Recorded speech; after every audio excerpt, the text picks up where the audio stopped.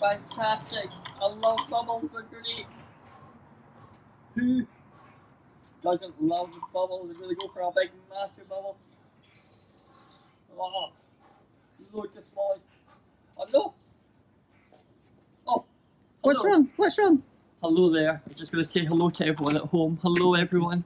Today I've got my fantastic bubbles. Maybe you've got bubbles at home. You can get them out. Have a wee look. So I've got my bubbles. I'm going to do some more bubbles in a minute.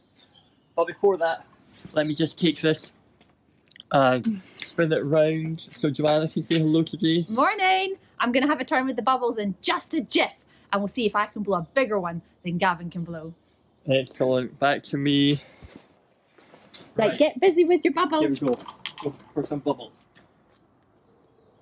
Well, you've got lots of little ones. Oh, that's a big one. Look at the colours. It's purple and green and blue. Lovely. Oh no! Oh no! Oh no! Oh no! Oh, it popped! It popped! That didn't last very long. Try again. Make them last a bit longer this time. Oh, look at that! Oh, that one's going high. That's amazing! It's got so many bits. But no! Oh no! Blow it! Oh, that didn't last any longer. It's so stressful. They're too fragile. I love the bubbles. You need to make them last longer. You need to look after them better. Right, look after them now. Yeah. Come on. That's it. Blow hard. Yeah. Keep them up. Keep them up. Oh no, you're missing some. But you're missing some. Some are breaking. Skip. Oh, for goodness sake. Skip. Oh, look. Oh, no. Oh my goodness. I love them, but they just keep on popping. That's awful. After all that effort you're putting into making them so beautiful. All right, this will work this time. I've got them up. Come on. Yeah. Right, come on, work harder. Work harder. Try harder. Come on. Oh no. No. Oh my goodness. Listen, I really think I'm a lot better at you than this. I think I could look after my bubbles much better. Okay, it's very stressful. Oh, I know. It's so worrying. But I think I would, if I try hard enough, I think I'll manage. Okay? Right, you at home, see if you can keep those bubbles alive, because they just keep on and they're popping so for me. beautiful. And you don't want to lose them. Here we go. Right, I think I can manage. Okay. Right, I've got my best bubble mind on. Okay. Right, I'm poised and ready for Bubble-tastic. If I'm careful enough and if I work hard enough, then I will be able to keep all my special bubbles safe. Oh, so many of them! They're so beautiful! I'm fantastic at this! Oh, look how pretty they are! Oh, wow! Look at all the colours shining on them. Hold on! No! Oh. I'll try again. I'll go up this time. Right, come on. Up you go! Oh, look, there's like 5 joined together. Up you go! Oh my goodness! This is so unfair. I'm putting all this effort into it and it's completely not working and they're just breaking. Oh, I have to just keep trying. Oh, they're so special. Please, come on. Oh, they just don't last long enough. They're too fragile. They're not going to last long enough. Joanna, I think we can maybe set a wee challenge for the people at home to blow some amazing bubbles, but yes, I was thinking in our Bible reading today, it's a little bit like this. It is like this in our Bible story today. We're going to find that out in just a minute, and I want you to listen out for how is our Bible story got anything to do with bubbles? Well, hello there. We've calmed down a wee bit after the bubbles. It's so exciting, but it's so stressful. They just pop all the time, don't they, Joanna? Yeah, why were we getting so stressed about it though? Because they're so brilliant. They're just like wee spheres of brilliantness and then beautifulness. Just a few seconds. But anyway, we were coming to the Bible reading in Luke chapter 12, and I say that the Bible reading today is a bit like us with the bubbles. Okay, now I'm not so sure that I remember reading anything in the Bible about bubbles, but we're going to read it anyway, and we're going to check it out. So listen out to see if you can figure out where the bubbles come into it. So, Luke chapter 12, verse 22. And Jesus is speaking to his disciples, and this is what he says. And he said to his disciples, "Therefore I tell you, do not be anxious about your life, what you will eat, nor about your body, what you will put on. For life is more than food, and the body more than clothing. Consider the ravens. They neither sow nor reap. They have neither storehouses nor barn, and yet God feeds them. Of how much more value are you than the birds? And which of you, by being anxious, can add a single hour to his span of life? If then you are not able to do as small a thing as that, why are you anxious about the rest? Consider the lilies, how they grow. They neither toil nor spin.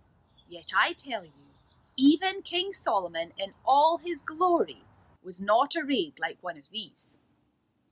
But if God so clothes the grass, which is alive in the field today, and tomorrow is thrown into the oven, how much more will he clothe you, O you of little faith?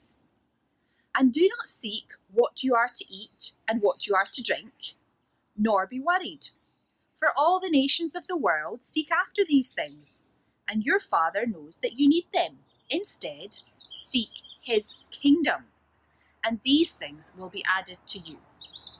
Fear not, little flock, for it is your Father's good pleasure to give you the kingdom. Sell your possessions and give to the needy. Provide yourselves with money bags that do not grow old, with a treasure in the heavens that does not fail, where no thief approaches and no moth destroys. For where your treasure is, there will your heart be also. Now, that's the end of our reading for today. And I don't know about you, but I didn't hear anything about bubbles. So, have we got it wrong? Where does the bubbles come into it? No, there were no bubbles. I listened really We heard treasure, we heard being worried, we heard things that you should think about and things you should not worry about. Yeah, well, I was getting all stressed about the bubbles. They were so exciting. Yeah. But then they popped. And of course they pop. They're meant to pop. That's what bubbles do. But I was just getting so anxious.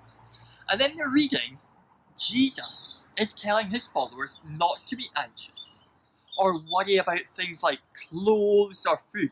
Now, of course we need them. It would be a bit awkward if we didn't have clothes on.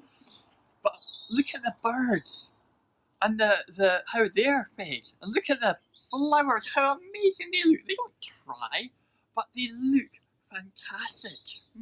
So we saw last week, if you remember, that whatever we have in this life, even all the good stuff that we have, it's only for this life. It's not going to benefit us. Remember the guy who stored up all his stuff and then that night he died? It's not going to benefit us for eternity. And it's not actually what life is all about. So Gavin was getting all stressed about these bubbles that weren't meant to last. And in the same way, we can get stressed about things which in this life are not what life is all about. So, we're told not to worry about this stuff, but it says not to worry about that stuff, but instead to seek God's kingdom, to seek his kingdom. And by doing that, we actually have treasure that lasts forever in heaven that nobody can come and steal, and it can't waste away and be destroyed. It lasts forever and is actually worth the best. And the reading says, where our heart is, there are, oh no. The other way around, the other way around.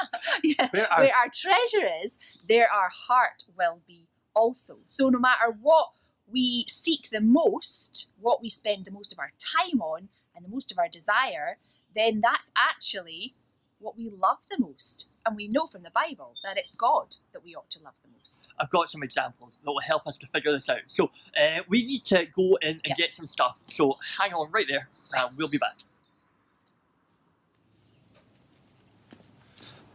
Right, I've got one of my things. So imagine that the Star Wars is something that you really love. It's like your treasure.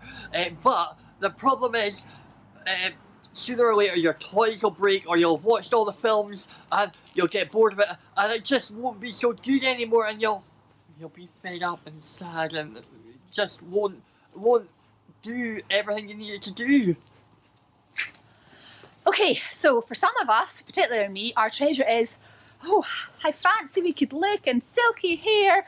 Oh, got to get it just right, and oh dear, cheeks are not very pink, and I've got to have the latest trend, I've got to get my contouring done and get the latest fashion done. But the thing is, if that's what your treasure's in, how you look and how what other people think about you, then eventually, oh, you're gonna get wrinkles. What happens if you get a big spot?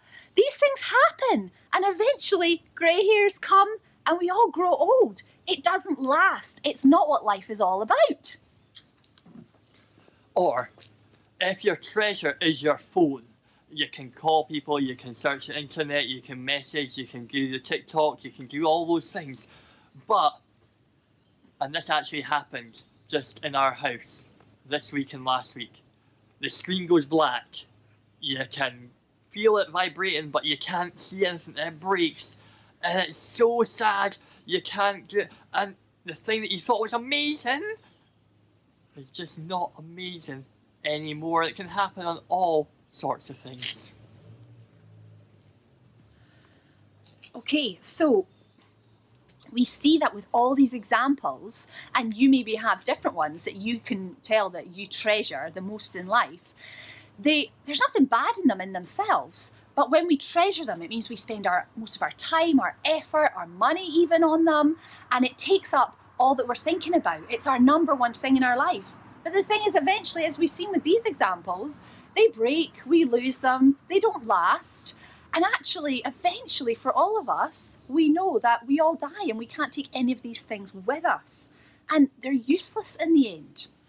But if God and His kingdom are my treasure, I know that that will never end. It'll never break. It'll never get old and wrinkly. And if I die, well, it just gets even better. It's not like a bubble that we were blown at the start, or all those things that we just showed you. God's kingdom is something that lasts forever. So that maybe leaves us with one question to think about. I like to stroke my beard when I think about questions because it makes me wise, I'm sure. One question to think about as we finish. How do we treasure God? We can see how we might treasure our phone or all these things by looking after it and by putting it in a safe place, not dropping it. You can't put God in a safe place and not drop Him. So how do we treasure God? And how do we think about this? And I reckon it means that we put God first in all that we do and say and think. So we don't think about me, I need this, I need that, but we think, God, what does God desire? What honours God and glorifies Him? What puts God first in this situation? And you know, when you do that, that is quite outrageous to the people around about you. It might seem quite dangerous, although actually it's the safest thing to do, but it might be different from everyone else. It would be exciting, it's fulfilling, it's meaningful because it's something that lasts forever. So in your family, have a wee think about what it means to treasure God, to put Him first. And by doing it, it tells us that we store up treasure in heaven, not treasure that'll get lost down the back of the sofa or broken or the screen cracked, but stuff that will last forever and ever. Loads to think about in this passage. Have a great time with some bubbles, but remember, they're not the biggest thing. It's just a bit of fun. And we'll see you soon on another Sunday School video. Bye-bye. Bye.